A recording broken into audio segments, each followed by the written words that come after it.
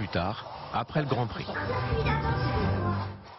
Ce 24 décembre a été aussi un moment joyeux pour certaines personnes isolées ou en difficulté.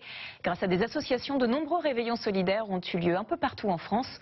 Reportage à Marseille et à Paris où tout le monde a pu se régaler, chanter et retrouver un peu de convivialité.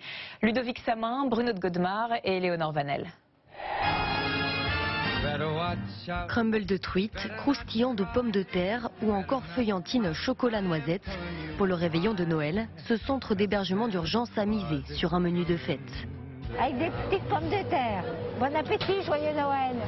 Tout l'après-midi, les bénévoles se sont démenés pour que tout soit tiré à 4 épingles. Vous faites le chemin de table à même dimension que la nappe pour que ce soit joli.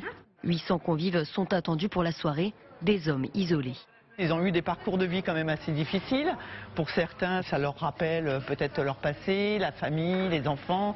Ils se retrouvent seuls et on essaye, nous, de faire une soirée joyeuse, festive et on est présent pour eux.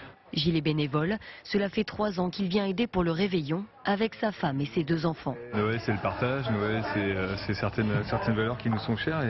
Et le fait de le faire en famille, ça donne du sens et ça a une dimension supplémentaire. Donc oui, c'est important. À 18 h, les premiers convives arrivent pour le dîner. Au-delà d'un repas de fête, les bénéficiaires viennent surtout pour briser leur solitude. C'est surtout une histoire de manger ensemble, de voir du monde, de ne pas rester tout seul, et de fêter Noël en fait. Dans le centre-ville de Marseille, c'est ambiance rock'n'roll pour le Noël des petits frères des pauvres. À chaque réveillon, l'association réunit des personnes isolées, comme Jean-Marie. Rester tout seul, c'est pas bon. Après, je sais pas, on a pas des dépressions, tout ça. Mais moi, je supporte pas d'être seulement. Je viens parce que je suis seule. Ils sont très gentils. On se voit, c'est comme la famille. De la magie de Noël, autour d'un bon repas et sur la piste de danse, le temps de relâcher un peu la pression du quotidien. Au Vatican ce matin.